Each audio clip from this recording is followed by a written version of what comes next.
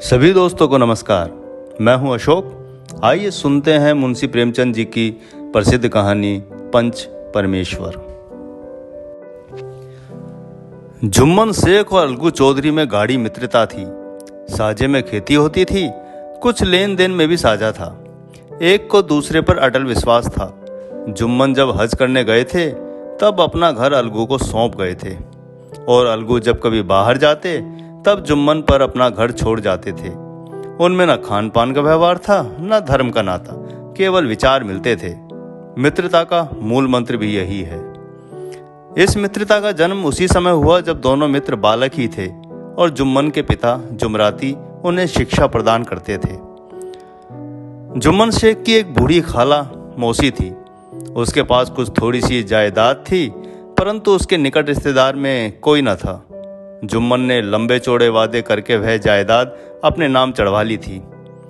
जब तक दान पात्र की रजिस्ट्री ना हुई थी तब तक खालाजान का खूब आदर सत्कार किया गया। हलवे पुलाव की वर्षा सी की गई, पर रजिस्ट्री की मुहर ने इन खातिरदारियों पर भी मानो मोहर लगा दी। जुम्मन की पत्नी करीमन रोटियों के साथ कड़वी बातों के कुछ तेज तीखे सालन भी देने लगी। बुढ़िया न जाने कब तक जिएगी। 2-3 बीघे उसर क्या दे दिया, मानो मोल ले लिया है। बघारी दाल के बिना रोटियां नहीं उतरती। जितना रुपया इसके पेट में झोंक चुके उतने से तो अब तक एक गांव मोल ले लेते। कुछ दिन खालाजान ने सुना और कहा, पर जब ना सहा गया तब एक दिन खाला जुम्मन से कहा, बेटा तुम्हारे साथ मेरा निभाना ना होगा। तुम मुझे रुपया दे दिया करो, मैं अपना अलग पका खा लूंगी। जुम्मन ने उत्तर दिया, रुपया? क्या यहाँ फसल फलते हैं? खाला ने कहा, मुझे कुछ रूखा सूखा चाहिए भी कि नहीं? जुम्मन ने गंभीर स्वर में जवाब दिया, तो कोई यह थोड़ी ही समझा था कि मौत से लड़कर आई हो। खाला बिगड़ गई। उन्होंने पंचायत करने की धमकी दी। जुम्मन हंसे और बोले, हाँ हाँ जरूर पंचायत करो, फैसला हो जाए। मुझे भी है दिन रात की खटपट पसंद नहीं। पंचायत में किसकी जीत होती, इस बारे में जुम्मन को भी कुछ शक न था। आसपास का ऐसा कौन था जो उनको शत्रु बनाने का साहस कर सके? किस में इतना बल था जो उनका सामना कर सके? आसमान के फरिश्ते तो पंचायत करने आएंगे नहीं। इसके बाद कई दिन तक बूढ़ी खाला हाथ में लकड़ी लिए आसपास के गांवों में दौड़ती रही। कमर झुककर कमान हो गई थी। एक एक पग चलना दुर्बर हो गया था। मगर बात आ पड़ी थी, उसका फैसला का जरूरी था। विरला ही कोई भला आदमी होगा जिसके सामने बुढ़िया ने दुख के आंसू न बहाए हों। किसी ने तो यूं ही ऊपरी मन से हूं हां करके टाल दिया। किसी ने इस अन्याय पर जमाने को गालियां दी। कुछ ऐसे सज्जन भी थे जो खाला की झुकी हुई कमर, पोपला मुंह, सन के बालों की हंसी उड़ाने लगे। ऐसे न्याय प्रिय दयालु लोग बहुत कम थे जिन्होंने उस अबला के दुखड़े को गौर से सुना हो और उसको सांत्वना दी हो। चारों ओर से धूमधाम बेचारी अलगू चौधरी के पास आई, लाठी पटक दी और दम लेकर बोली, बेटा तुम भी थोड़ी देर के लिए पंचायत में चले आना। अलगू, यो आने को मैं आ जाऊंगा, मगर पंचायत में मुंह ना खोलूंगा। खाला, क्यों बेटा? अलगू, अब इसका क्या जवाब दूं? अपनी खुशी। जुम्मन मेरे पुराने मित्र हैं, उनसे बिगाड़ नहीं कर सकता। खाला, बेटा क्या बिगाड़ के भय से ईमान की बात ना कहोगे? हमारे सोए हुए धर्म ज्ञान की सारी संपत्ति लुट जाए तो उसे खबर नहीं होती, परंतु ललकार सुनकर वह सचेत हो जाता है, फिर उसे कोई जीत नहीं सकता। अलगू इस सवाल का कोई जवाब न दे सके, पर उनके हृदय में यह शब्द गूंज रहे थे, क्या बिगाड़ के भय से ईमान की बात ना कहोगे? संध्या समय एक पेड़ के नीचे पंचायत बैठी। जब सूर्य अस्त हो गया और चिड़ियों की कलरव युक्त पंचायत पेड़ों पर बैठी, तब वहां भी पंचायत आरंभ हुई। फर्श की एक एक अंगुल जमीन भर गई। निमंत्रित महाशयों में से केवल वही लोग पधारे थे जिन्हें जुम्मन से अपनी कुछ कसर निकालनी थी। पंच लोग बैठ गए तो बूढ़ी खाला ने उनसे विनती की, पंचों, आज 3 साल हुए मैंने अपनी सारी जायदाद अपने भांजे के नाम लिख दी थी। इसे आप लोग जानते ही होंगे। जुम्मन ने मुझे रोटी कपड़ा देना कबूल किया था, साल भर मैंने इसके साथ रो धोकर काटा, पर अब दिन रात का रोना नहीं सहा जाता। मुझे पेट भर रोटी नहीं मिलती, ना तन का कपड़ा। बेकस बेवा हूँ, कचहरी दरबार नहीं कर सकती। तुम्हारे सिवाय और किसे अपना दुख सुनाऊं? तुम लोग तो राह निकाल दो, उसी राह पर चलूं। अगर मुझ में कोई ऐब हो, देखो मेरे मुंह पे थप्पड़ मारो। जुम्मन में बुराई देखो तो उसे समझाओ, क्यों एक बेकस की आह लेता है? पंचों का हुक्म सर माथे पर चढ़ाऊंगी। रामधन मिश्र बोले, जुम्मन मियाँ किसे पंच बदते हो? अभी से इसका निपटारा कर लो, फिर जो कुछ पंच कहेंगे वही मानना पड़ेगा।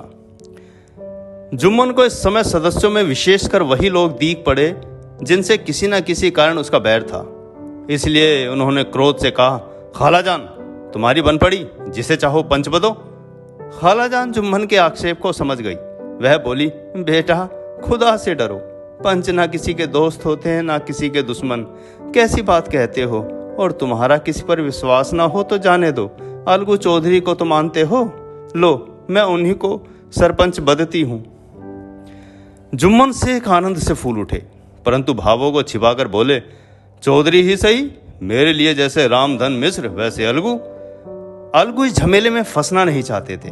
वे कन्नी काटने लगे और बोले, खाला तुम जानती हो कि मेरी जुम्मन से गाढ़ी दोस्ती है।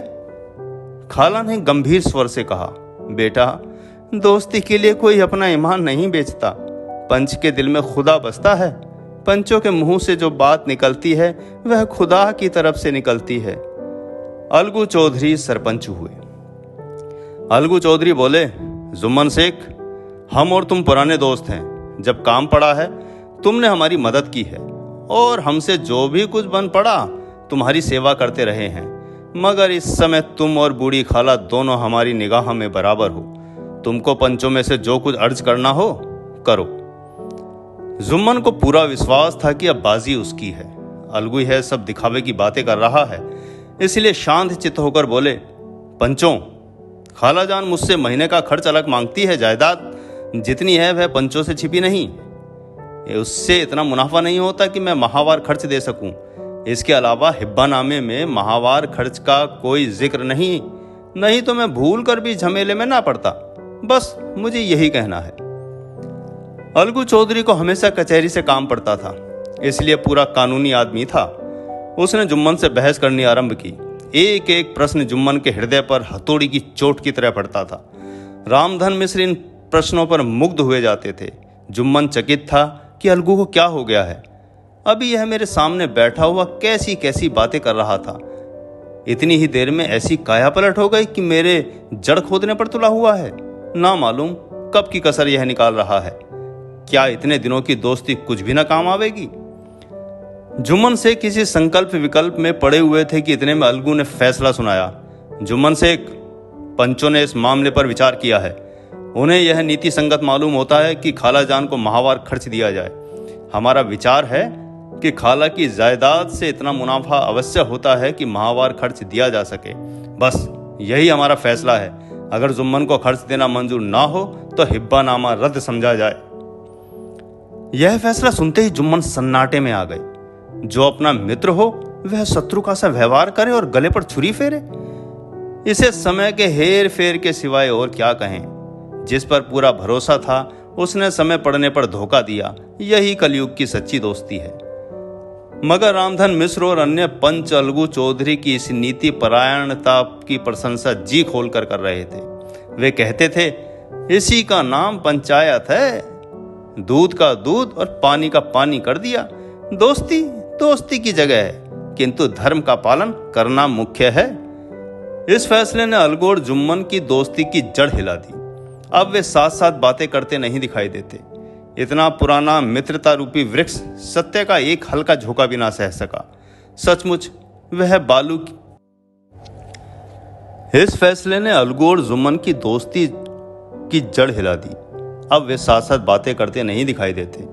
इतना पुराना मित्रता रूपी वृक्ष सत्य का एक हल्का झोंका भी ना सह सका। सचमुच वह बालू ही की जमीन पर खड़ा था। अब वे मिलते जुलते थे, मगर उसी तरह जैसे तलवार से ढाल मिलती है। जुम्मन के चित्त में मित्र की कुटिलता आठों पैर खटका करती थी। उसे हर घड़ी यह चिंता रहती कि किसी तरह बदला लेने का अवसर मिले। अच्छे कामों की सिद्धि में बड़ी देर लगती है, पर बुरे कामों की सिद्धि में यह बात नहीं। जुम्मन को भी बदला लेने का अवसर जल्दी मिल गया। पिछले साल अलगू चौधरी बटेसर से बैलों की एक बहुत अच्छी जोड़ी मोल लाए थे। बैल पचाही जाति के सुंदर बड़ी बड़ी सींगों वाले थे। दैव योग से जुम्मन की पंचायत 1 महीने बाद इस जोड़ी का एक बैल मर गया। अलगू को शक हुआ कि जुम्मन ने बैल को जहर दिया है। चौधराइन ने जुम्मन पर ही इस दुर्घटना का दोषारोपण कर दिया। उसने कहा, जुम्मन ने कुछ करा दिया है, अब अकेला बैल किस काम का। उसका जोड़ा बहुत ढूंढा गया पर ना मिला। आखिर यह सलाह ठहरी कि इसे बेच डालना चाहिए। गांव में एक समझू साहू थे। इक्का गाड़ी हाँकते थे। गांव से गुड़ घी लाद कर वे मंडी ले जाते। मंडी से तेल नमक भर लाते और गांव में बेचते। इस बैल पर उनका मन लहराया। बैल देखा, गाड़ी में दौड़ाया, बाल भौरी की पहचान कराई, मोल तोल किया और उसे लाद कर द्वार पर बांध ही दिया। 1 महीने में दाम चुकाने का वादा ठहरा। चौधरी को भी गरज थी, घाटे की परवाह न की। समझू साहू ने नया बैल पाया तो लगे रगेदने। वे 3 दिन में 3-3, 4-4 खेपे करने लगे। ना चारे की फिक्र थी, ना पानी की, खेपों से काम था। मंडी ले गए, वहां कुछ सूखा भूसा सामने डाल दिया। बेचारा जानवर अब दम भी ना लेने पाया कि फिर जोत दिया। अलगू चौधरी के घर बैलराम को रातिब साफ पानी, दली हुई अरहर की दाल और भूसे के साथ साथ खली और यही नहीं, कभी कभी घी का स्वाद भी चखने को मिल जाता था। कहाँ वह सुखचैन, कहाँ वह आठों पहर की खपन। महीने भर में ही वह पिस्सा गया। इक्के को जुआ देखते ही उसका लोहू सूख जाता था, हड्डियां निकल आई थी। एक दिन चौथी खेप में साहू जी ने दूना बोझ लादा। दिन भर का थका जानवर पैर न उठते थे। उस पर साहू जी कोड़े फटकारने लगे। बैल कुछ दूर दौड़ा और फिर बस चाहा कि जरा दम ले लूं, पर साहू जी को जल्दी घर पहुंचने की फिक्र थी। अतएव उन्होंने कई कोड़े बड़ी निर्दयता से झटकारे। बैल ने एक बार फिर जोर लगाया, पर अब की बार शक्ति ने जवाब दे दिया। वह धरती पर गिर पड़ा और ऐसा गिरा कि फिर ना उठा। मारे गुस्से के साहू जी मरे बैल को कोसने लगे। अभागे, तुझे मरना ही था तो घर पहुंचकर मरता। ससुरा बीच में ही मर पड़ा, अब गाड़ी कौन खींचे। इस तरह साहू जी खूब जले भुने। कई बार गुड़ और कई पीपे भी उन्होंने बेचा था। 200-250 रुपए कमर में बंधे थे। इसके अलावा गाड़ी पर कई बोरे नमक था, उसे छोड़कर जा भी नहीं सकते थे। लाचार बेचारे गाड़ी पर ही लेट गए। वहीं रत जगह करने की ठान ली। चिलम पी, गाया, फिर हुक्का पिया। इस तरह साहू जी आधी रात तक नींद को बहलाते रहे। अपनी जान में तो वे जागते ही रहे, पर पो फटते ही जो नींद टूटी और कमर पर हाथ रखा तो थैली गायब। घबराकर इधर उधर देखा तो कई कनस्तर तेल भी नदारत। अफसोस में बेचारा सिर पीटने लगा और पछाड़ खाने लगा। रोते बिलखते घर पहुंचा। इस घटना को हुए कई वर्ष बीत गए। अलगू जब अपने बैल के दाम मांगते, तब साहू जी और सहुआइन दोनों ही झल्लाए कुत्तों की तरह चढ़ बैठते और अंड बंड बकने लगते। वाह, यहाँ तो सारे जन्म की कमाई लुट गई, सत्यानाश हो गया, इन्हें दाम की पड़ी है। मुर्दा बैल दिया था, उस पर दाम मांगने चले हैं। इस तरह फटकारे सुनकर बेचारे चौधरी अपना सा मुंह लेकर लौट आते। एक बार वे गर्म पड़े। साहू जी बिगड़कर लाठी ढूंढने घर चले गए। हाथापाई की नौबत आ पहुंची। शोरगुल सुनकर गांव के भले मानुस जमा हो गए। उन्होंने दोनों को समझाया, साहू को दिलासा देकर घर से निकाला। वे परामर्श देने लगे कि इस तरह से सिर्फ फुटोबल से काम ना चलेगा, पंचायत करा लो। पंचायत की तैयारियां होने लगी। दोनों पक्षों ने अपने अपने दल बनाने शुरू किए। इसके बाद तीसरे दिन उसी वृक्ष के नीचे फिर पंचायत बैठी। वही संध्या का समय था। खेतों में कौवे पंचायत कर रहे थे। पंचायत बैठ गई तो रामधन मिश्र ने कहा, अब देरी क्यों, पंचों का चुनाव हो जाना चाहिए। बोलो चौधरी, किस किस को पंच बदते हो। अलगू ने दीन भाव से कहा, समझू साहू ही चुन लें। समझू खड़े हुए और कड़क कर बोले, मेरी ओर से जुम्मन शेख। जुम्मन का नाम सुनते ही अलगू चौधरी का कलेजा धक धक करने लगा, मानो किसी ने अचानक थप्पड़ मार दिया हो। रामधन अलगू के मित्र थे। वे बात को ताड़ गए। पूछा, क्यों चौधरी, तुम्हें कोई उज्र तो नहीं। चौधरी ने निराश होकर कहा, अब मुझे क्या उज्र होगा। अपनी जिम्मेदारी की समझ हमारे बहुत से संकुचित व्यवहारों का सुधारक होता है। जब हम राह भूलकर भटकने लगते हैं तब यही समझ हमें रास्ता दिखाने वाली बन जाती है। जुम्मन शेख के मन में भी सरपंच का उच्च स्थान ग्रहण करते ही अपनी जिम्मेदारी का डर पैदा हुआ। उसने सोचा, मैं इस वक्त न्याय और धर्म के सबसे ऊंचे आसन पर बैठा हूं। मेरे मुंह से इस समय जो कुछ निकलेगा वह देववाणी के समान है और देववाणी में मेरे मनोविकारों का कदापि समावेश न होना चाहिए। मुझे सत्य से जो भर टलना उचित नहीं। पंचों ने दोनों पक्षों से सवाल जवाब करने शुरू किए। बहुत देर तक दोनों दल अपने अपने पक्ष का समर्थन करते रहे। इस विषय में सब सहमत थे कि समझू को बैल का मूल्य देना चाहिए, परंतु दो महाशय इस कारण रियायत करना चाहते थे कि बैल मर जाने से समझू को हानि हुई।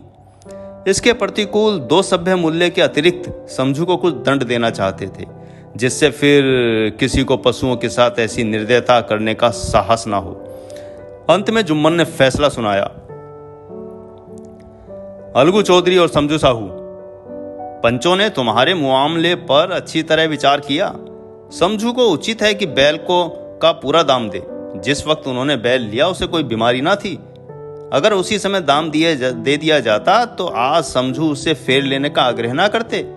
बैल की मृत्यु केवल इस कारण हुई कि उससे बड़ा कठिन परिश्रम कराया गया और उसके दाने चारे का कोई अच्छा प्रबंध नहीं किया गया। अलगू चौधरी फूले ना समाये, उठ खड़े हुए और जोर से बोले, पंच परमेश्वर की जय। चारों ओर से प्रतिध्वनि हुई, पंच परमेश्वर की जय, पंच परमेश्वर की जय। प्रत्येक मनुष्य जुम्मन की नीति को सराहता था। इसे कहते हैं न्याय। यह मनुष्य का काम नहीं, पंच में परमेश्वर वास करते हैं। यह उन्हीं की महिमा है। पंच के सामने खोटे को कौन खरा कह सकता है। थोड़ी देर बाद जुम्मन अलगू के पास आए और उनके गले लिपटकर बोले, भैया, जब से तुमने मेरी पंचायत की तब से मैं तुम्हारा प्राण घातक हो शत्रु बन गया। पर आज मुझे ज्ञात हुआ कि पंच के पद पर बैठ कर ना कोई किसी का दोस्त होता है ना दुश्मन। न्याय के सिवा उससे कुछ नहीं सूझता। आज मुझे विश्वास हो गया कि पंच की जुबान से खुदा बोलता है। अलगू रोने लगे। इस पानी से दोनों के दिलों का मैल धुल गया। मित्रता की मुरझाई लता फिर हरी हो गई।